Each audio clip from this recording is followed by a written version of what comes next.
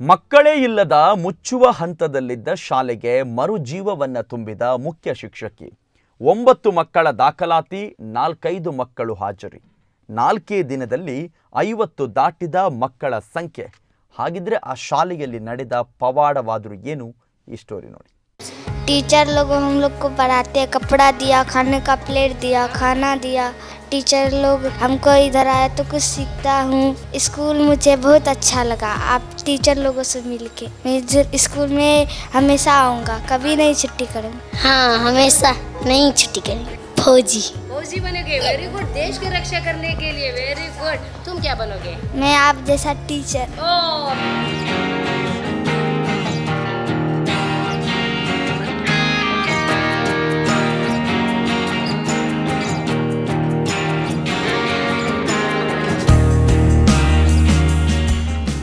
ಆವರಣದಲ್ಲೇ ಶಿಕ್ಷಣಾಧಿಕಾರಿ ಅವರ ಕಚೇರಿ ಇದ್ದರೂ ಶಾಲೆಯಲ್ಲಿದ್ದದ್ದು ಮಾತ್ರ ಕೇವಲ 6 ವಿದ್ಯಾರ್ಥಿಗಳು. ಒಂದರ್ಥದಲ್ಲಿ ಮುಚ್ಚುವ ಸನ್ನಿವೇಶವನ್ನ ಈ ಸರ್ಕಾರಿ ಉರ್ದು ಶಾಲೆ ಎದುರಿಸುತ್ತಿತ್ತು. ಸರ್ಕಾರಕ್ಕೂ ಶಾಲೆಯನ್ನ ಉಳಿಸಿಕೊಳ್ಳುವ ಆಸಕ್ತಿ ಇದ್ದಂತೆ ತೋರುತ್ತಿರಲಿಲ್ಲ. ಮಂತ್ರಿಗಳ ಭರವಸೆಗಳೇನಿದ್ರೂ ಅದು ವೇದಿಕೆಗಳಿಗೆ ಸೀಮಿತ. ಆದರೆ ಮುಚ್ಚುವ ಹಂತದಲ್ಲಿದ್ದ ಸರ್ಕಾರಿ ಶಾಲೆಗೆ ಮುಖ್ಯ ಶಿಕ್ಷಕಿಯೊರ್ವರು ಮರುಜೀವ ನೀಡಿದ್ದಾರೆ. ಶಾಲಾ ಆವರಣದಲ್ಲೇ ಶಿಕ್ಷಣಾಧಿಕಾರಿ ಅವರ ಕಚೇರಿ ಇದೆ. ಒಂದೇ ಕಟ್ಟಡದಲ್ಲಿ 2 ಶಾಲೆಗಳು ಇದೆ. ಈ ಸರ್ಕಾರಿ ಶಾಲೆಯಲ್ಲಿದ್ದದ್ದು ಕೇವಲ 6 ವಿದ್ಯಾರ್ಥಿಗಳು. ವಿದ್ಯಾರ್ಥಿಗಳ ಆಗಮನಕ್ಕೆ ಅಡ್ಡಿಯಾಗಿದ್ದು ಉರ್ದು ಎನ್ನುವ ಹೆಸರು. ಆದರೆ ಈ ಶಾಲೆಗೆ ಬಂದಂತಹ ಮುಖ್ಯ ಶಿಕ್ಷಕಿ ಸ್ಲಂ ಏರಿಯಾಕ್ಕೆ ಕಾಲಿಟ್ಟ ಫಲವಾಗಿ 4 ದಿನಗಳಲ್ಲಿ ಮಕ್ಕಳು ತುಂಬುವಂತೆ ಮಾಡಿದ್ದಾರೆ. ಮಕ್ಕಳ ಸಂಖ್ಯೆ ಹೆಚ್ಚಾದಂತೆ ಶಾಲೆಯಲ್ಲಿ ಮೂಲಸೌಕರ್ಯ ಕೊರತೆ ಎದುರಾಗಿದೆ. ಇಂಥದ್ದೊಂದು ಪವಾಡ ಮಂಗಳೂರಿನ ಬೋಳಾರ ಹಿರಿಯ ಪ್ರಾಥಮಿಕ ವೆಸ್ಟ್ ಶಾಲೆಯಲ್ಲಿ ನಡೆದಿದೆ. 1913ರಲ್ಲಿ ಆರಂಭಗೊಂಡಿದ್ದ ಶಾಲೆಗೆ ಬರೋಬ್ಬರಿ 111 ವರ್ಷಗಳ ಇತಿಹಾಸವಿದೆ. ಆರಂಭದಲ್ಲಿ 1 ರಿಂದ 7ರವರೆಗೆ ಶಿಕ್ಷಣವನ್ನು ನೀಡಲಾಗ್ತಾ ಇದ್ದು 300 ಮಕ್ಕಳು ಪ್ರತಿ ವರ್ಷ ಕಲಿಯುತ್ತಿದ್ರು. ಕಾಲಕ್ರಮೇಣ ಆಂಗ್ಲ ಭಾಷಾ ಮೋಹಕ್ಕೆ ಸಿಲುಕಿ ಮಕ್ಕಳ ಸಂಖ್ಯೆ ಕ್ಷೀಣಿಸುತ್ತಾ ಬಂತು. ಶಾಲೆ ಉಳಿಸುವುದು ಇಲಾಖೆಗೂ ಸವಾಲಾಯಿತು. ಪ್ರಸಕ್ತ ಶೈಕ್ಷಣಿಕ ಸಾಲಿನ ಆಗಸ್ಟ್ 31ರವರೆಗೆ ದಾಖಲಾಗಿದ್ದ ಮಕ್ಕಳ ಸಂಖ್ಯೆ ಕೇವಲ 9. ಹಾಜರಾಗ್ತಾ ಇದ್ದವರು 5 ಅಥವಾ 6 ಮಂದಿ ಮಾತ್ರ. ಕ್ಲಸ್ಟರ್ ಸಿಆರ್ಪಿ ಆಗಿದ್ದ ಗೀತಾ ಜುಡಿತ್ ಸಲ್ಡಾನ ಅವರು ಕೌನ್ಸಿಲಿಂಗ್ ಸಂದರ್ಭ ಈ ಶಾಲೆಯನ್ನ ಆಯ್ಕೆ ಮಾಡಿಕೊಂಡ್ರು. ಸೆಪ್ಟೆಂಬರ್ 1ರಂದು ಪ್ರಭಾರ ಮುಖ್ಯ ಶಿಕ್ಷಕಿಯಾಗಿ ಶಾಲೆಗೆ ಬಂದಾಗ ಇಲ್ಲಿದ್ದ ಮಕ್ಕಳ ಸಂಖ್ಯೆ ನೋಡಿ ಮರುಗಿದ್ರು. ತಕ್ಷಣ ಕಾರ್ಯಪ್ರವೃತ್ತರಾಗಿ ಪರಿಸರದ ಸ್ಲಂ ಪ್ರದೇಶಗಳಲ್ಲಿ ಸರ್ವೆಗೆ ಇಳಿದು ಮೀನಿನ ಕಾರ್ಖಾನೆಯ ಕಾರ್ಮಿಕ ಪಾಲಕರ ಮನವೊಲಿಸಿ ದಾಖಲೆಗಳಿದ್ದ 52 ಮಕ್ಕಳನ್ನ ಶಾಲೆಗೆ ಸೇರಿಸಿ ಮಕ್ಕಳ ಸಂಖ್ಯೆಯನ್ನ ಹೆಚ್ಚಿಸಿದ್ದಾರೆ. ಸರ್ಕಾರಿ ಹಿರಿಯ ಪ್ರಾಥಮಿಕ ಶಾಲೆ ಬೋಳಾರ ವೆಸ್ಟ್. ಈ ಶಾಲೆಯಲ್ಲಿ ಹಲವು ವರ್ಷಗಳಿಂದ ಈ ಶಾಲೆ ಪ್ರಾರಂಭ ಇದೆ.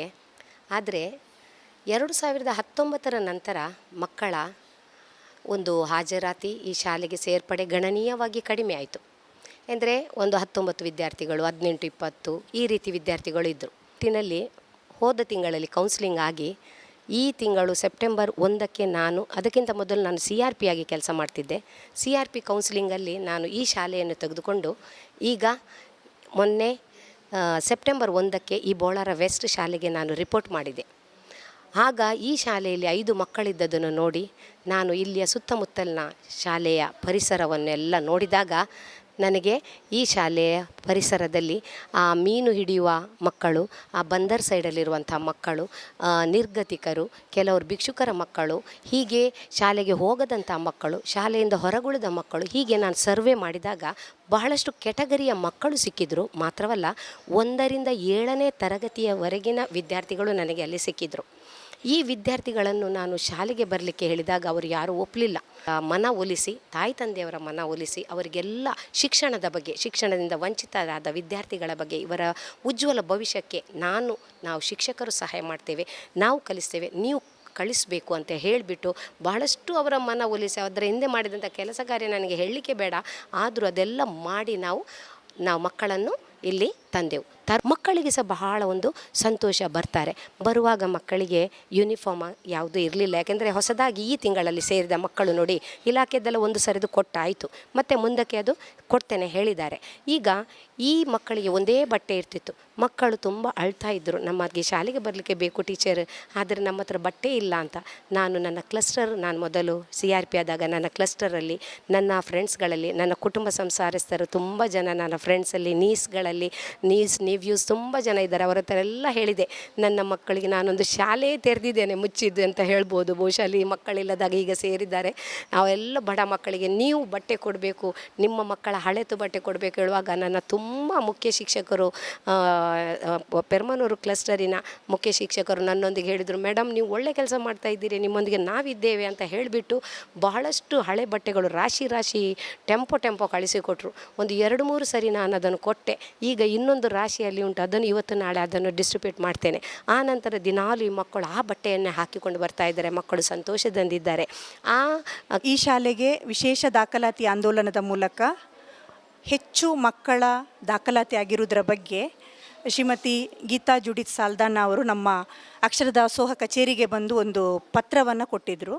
ಅಂಥ ಸಂದರ್ಭದಲ್ಲಿ ನಾನು ಅವರಿಗೆ ಇಸ್ಕಾನ್ನ ಮೂಲಕ ಆಹಾರವನ್ನು, ಮಧ್ಯಾಹ್ನದ ಬಿಸಿ ಊಟವನ್ನು ಸರಬರಾಜು ಮಾಡುವುದಕ್ಕೆ ವ್ಯವಸ್ಥೆಯನ್ನು ಮಾಡಿರ್ತೇನೆ. ಈ ರೀತಿ ಶಾಲೆಯವರಿಗೆ ಅಗತ್ಯತೆಗೆ ಅನುಸಾರವಾಗಿ, ಮಕ್ಕಳ ಸಂಖ್ಯೆಗೆ ಅನುಸಾರವಾಗಿ ಅಡುಗೆಯವರನ್ನು ನೇಮಕಾತಿ ಈಗಾಗಲೇ ಮಾಡಿಕೊಂಡಿರ್ತಾರೆ. ಜೊತೆಗೆ ಗ್ಯಾಸಿನ ಎಲ್ಲ ವ್ಯವಸ್ಥೆಗಳು ಆಲ್ರೆಡಿ ಇತ್ತು. ಹಾಗಾಗಿ ಈಗ ಕ್ಷೀರಭಾಗ್ಯ ಯೋಜನೆಯನ್ನು ಪ್ರಾರಂಭ ಮಾಡಿದ್ದಾರೆ. ಅದಲ್ಲದೆ ಮೊಟ್ಟೆ ಕೊಡೋ ವ್ಯವಸ್ಥೆಯನ್ನು ಕೂಡ ಇವರಿಗೆ ಮಾಡಲಾಗ್ತದೆ ಈ ಮುಂದಿನ ದಿನಗಳಲ್ಲಿ. ಶಾಲೆಯಲ್ಲಿ ಮಕ್ಕಳ ಸಂಖ್ಯೆ ಕ್ಷೀಣಿಸುತ್ತಾ ಬಂದಾಗ ಶಿಕ್ಷಕರ ವರ್ಗಾವಣೆಯಾಗಿದೆ. ಪ್ರಸಕ್ತ ಮಕ್ಕಳ ಸಂಖ್ಯೆ 52ಕ್ಕೆ ತಲುಪಿದೆ. ಆದರೆ ಮಕ್ಕಳ ಸಂಖ್ಯೆಗನುಗುಣವಾಗಿ ಶಿಕ್ಷಕರ ಕೊರತೆ ಕಾಣಿಸಿದೆ. 3 ಶಿಕ್ಷಕರ ಪೈಕಿ 2 ಕಾರ್ಯನಿರ್ವಹಿಸುತ್ತಿದ್ದಾರೆ. ಇನ್ನು ಶಾಲೆಯಲ್ಲಿ ಮೂಲಸೌಕರ್ಯದ ಕೊರತೆ ಎದುರಾಗಿದೆ. ಅಕ್ಷರ ದಾಸೋಹದಡಿ ಮಧ್ಯಾಹ್ನದ ಊಟ ಮತ್ತು ಕ್ಷೀರಭಾಗ್ಯ ಯೋಜನೆಯಡಿ ಹಾಲು ನೀಡಲಾಗ್ತಾ ಇದ್ದು, ಮೀನು ಕಾರ್ಖಾನೆಯ ಮಾಲೀಕರು ಬಟ್ಟಲು ಮತ್ತು ಲೋಟಗಳನ್ನು ದಾನವಾಗಿ ನೀಡಿದ್ದಾರೆ. ಕಲಿಕೆಗೆ ಬೇಕಾದ ಪುಸ್ತಕಗಳನ್ನು ಕೂಡ ನೀಡಲಾಗಿದೆ. ಇಲಾಖೆಯ ಅಧಿಕಾರಿಗಳಿಗೆ ಮನವಿ ಮಾಡಲಾಗಿದ್ದು, ಮೂಲಸೌಕರ್ಯಗಳನ್ನು ಒದಗಿಸುವ ಭರವಸೆಯನ್ನು ನೀಡಿದ್ದಾರೆ. ವಿದ್ಯಾರ್ಥಿಗಳ ಶಿಕ್ಷಣಕ್ಕೆ ಬೇಕಾಗುವ ವ್ಯವಸ್ಥೆಗಾಗಿ ಶಿಕ್ಷಣ ಪ್ರೇಮಿಗಳು, ದಾನಿಗಳ ಕೃಪಾ ಕಟಾಕ್ಷವೂ ಬೇಕಿದೆ. ಇವರ ತಾಯಿ ತಂದೆ ಕೆಲಸ ಮಾಡೋ ಒಂದು ಫ್ಯಾಕ್ಟ್ರಿ ಹತ್ರ ಅವರ ಮಾಲೀಕರ ಹತ್ರ ಹೇಳಿದಾಗ ಒಂದು ಪ್ಲೇಟ್ ಮತ್ತು ಲೋಟ ನಮಗೆ ಕೊಡಬೇಕು ಮಕ್ಕಳಿಗೆ ಊಟ ಕೇಳುವಾಗ. ಊಟಕ್ಕೆ ಪ್ಲೇಟ್ ಮತ್ತು ತಟ್ಟೆ ಅವರು ಕೊಟ್ಟಿದ್ದಾರೆ. ಅದು ಬಿಟ್ಟು ನನ್ನ ಸ್ಕೌಟ್ ಸಹೋದರ ಒಬ್ಬರು, ನಾನು ಸ್ಕೌಟ್ ಗೈಡಲ್ಲಿ LT ಗೈಡ್ ಆಗಿದ್ದೇನೆ, ನನ್ನ ಸ್ಕೌಟ್ ಸಹೋದರ ರಾವ್ ಅಂತ ಹೇಳಿದವರು ಮೊನ್ನೆ ಓಡಿ ಬಂದು ನಾನು ಇದನ್ನು ಹಾಕಿದಾಗ ನನ್ನ ವಿಷಯ ಗೊತ್ತಾಗಿ ಓಡಿ ಬಂದಿದ್ದಾರೆ. ಮರುದಿನವೇ ಓಡಿ ಬಂದು ಬಹಳ ಖುಷಿಯಿಂದ 10,000 ರೂಪಾಯಿ ನಗದು ಕೊಟ್ಟು ಮಕ್ಕಳಿಗೆಲ್ಲ ಇನ್ನರ್ ವೇರ್ಸ್ ತೆಗೆದು ಕೊಡಬೇಕು ನೀವು ಅಂತೇಳಿ ಹೇಳಿದ್ದಾರೆ. ನಿಜವಾಗಿ ಹೈಜಿನಿಕ್ ಬೇಕು, ಎಲ್ಲದಕ್ಕೂ ಖರ್ಚು ಮಾಡಲಿಕ್ಕೆ ನನಗೆ ಸಹ ಇದಾಯಿತು. ಹಾಗಾಗಿ ಅವರು ಕೊಟ್ಟು ಹೋಗಿದ್ದಾರೆ. ಅವರಿಗೆ ಪುಸ್ತಕ ಇರಲಿಲ್ಲ, ಒಂದು 50 ಪುಸ್ತಕ ನಾನು ಸಹ ತಗೊಂಡು ಬಂದಿದ್ದೇನೆ. ಬರೀಲಿಕ್ಕೆ ಸ್ಲೇಟ್ ಇಲ್ಲ, ಇವತ್ತು ನನ್ನ ಗಂಡ ಒಂದು 50 ಸ್ಲೇಟ್ ತಗೊಂಡು ಬರ್ತೇನೆ ಹೇಳಿದ್ದಾರೆ. ಮತ್ತು ಹೀಗೆ ಎಲ್ಲ ದಾನಿಗಳ ಹತ್ರ ಎಲ್ಲ ನಾವು ಕೇಳ್ತಾ ಇದ್ದೇವೆ. ಈ ಮಾಧ್ಯಮದ ಮುಖಾಂತರ ನಾವು ಹೇಳೋದೇನೆಂದರೆ, ದಯವಿಟ್ಟು ಈ ಶಾಲೆ ಇಷ್ಟು ಮಕ್ಕಳಿದ್ದಾರೆ, ಬಡ ಮಕ್ಕಳು, ಇವರಿಗೆ ಪೆನ್ಸಿಲ್, ಪೆನ್, ಪುಸ್ತಕದಿಂದ ಹಿಡಿದು ರೂಮ್ಸ್, ಕೊಠಡಿ ಕೊರತೆ, ಮತ್ತು ಎಲ್ಲ ಯೂನಿಫಾರ್ಮು, ಚಪ್ಪಲಿ, ಬ್ಯಾಗ್, ನೀರಿನ ಬಾಟ್ಲಿ, ಡೆಸ್ಕ್ ಬೆಂಚ್. ನೋಡಿ, ಇದು ನಮ್ಮ ಕಟ್ಟಡ ಅಲ್ಲ. ಆದ್ದರಿಂದ ದಯವಿಟ್ಟು ಉದಾರಿಗಳು ತುಂಬ ಜನ ಇದ್ದೀರಿ, ತಾವೆಲ್ಲರೂ ನಮ್ಮ ಶಾಲೆಗೆ ಸಹಕರಿಸಬೇಕು. ಈ ಬಡ ಮಕ್ಕಳ ಸೇವೆಗೆ ನನ್ನ ಜೊತೆ ನೀವು ಸಹ ಕೈ ಜೋಡಿಸಬೇಕು ಅಂತ ಹೇಳುತ್ತಾ ನಿಮಗೆಲ್ಲರಿಗೂ ಅಲ್ಲಿ ಇನ್ನೊಂದು ವಿಚಾರ ಹೇಳ್ತೇನೆ ಅಂದರೆ, ಈ ಶಾಲೆ ಹಿಂದೆ ಕಲಿತ ತುಂಬ ಓಲ್ಡ್ ಸ್ಟೂಡೆಂಟ್ಸ್ ಇದ್ದೀರಿ. ಈ ನ್ಯೂಸ್ ನೋಡಿದಾಗ ಕೂಡಲೇ ದಯವಿಟ್ಟು ಎಲ್ಲ ಓಲ್ಡ್ ಸ್ಟೂಡೆಂಟ್ಸ್, ಹಳೆ ವಿದ್ಯಾರ್ಥಿಗಳು ಬರಬೇಕು. ಇದು ನಿಮ್ಮ ಶಾಲೆ, ಈ ಶಾಲೆಯನ್ನು ಮತ್ತೆ ನಾವು ಕಟ್ಟೋಣ. ಈ ಶಾಲೆಯಲ್ಲಿ ಇನ್ನು ಮಕ್ಕಳು ಇಲ್ಲ ಅಂತ ಆಗಬಾರ್ದು, ಈ ಶಾಲೆ ಬಾಳಿ ಬೆಳಗಬೇಕು ಅಂತ ನನ್ನ ಆಸೆ. ದಯವಿಟ್ಟು ತಾವೆಲ್ಲರೂ ಸಹಕರಿಸಬೇಕಾಗಿ ವಿನಂತಿ. ಒಟ್ಟಿನಲ್ಲಿ ಸರ್ಕಾರಿ ಶಾಲೆಗಳನ್ನು ಉಳಿಸಿಕೊಳ್ಳಲು ಸರ್ಕಾರವೇ ಇಂದು ಆಸಕ್ತಿ ತೋರದ ಕಾರಣಕ್ಕಾಗಿ ಅದೆಷ್ಟೋ ಶಾಲೆಗಳು ಇತಿಹಾಸದ ಪುಟ ಸೇರಿವೆ. ಅಂತಹುದ್ದೇ ಸನ್ನಿವೇಶ ಎದುರಿಸಿದ್ದ ಮಂಗಳೂರಿನ ಬೋಳಾರ ಸರ್ಕಾರಿ ಶಾಲೆಗೆ ಮುಖ್ಯ ಶಿಕ್ಷಕಿ ಮರುಜೀವವನ್ನ ನೀಡಿದ್ದಾರೆ. ಇನ್ನು ಆ ಶಾಲೆಯ ಆರೈಕೆ ಮಾಡಬೇಕಿರುವುದು ದಾನಿಗಳು ಹಾಗೂ ಸರ್ಕಾರ. ಈ ಶಾಲೆಯ ಸರ್ವತೋಮುಖ ಅಭಿವೃದ್ಧಿಗೆ ಸರ್ಕಾರ ಕಾರ್ಯಪ್ರವೃತ್ತವಾಗಲಿ ಎಂಬುದೇ ನಮ್ಮ ಆಶಯ.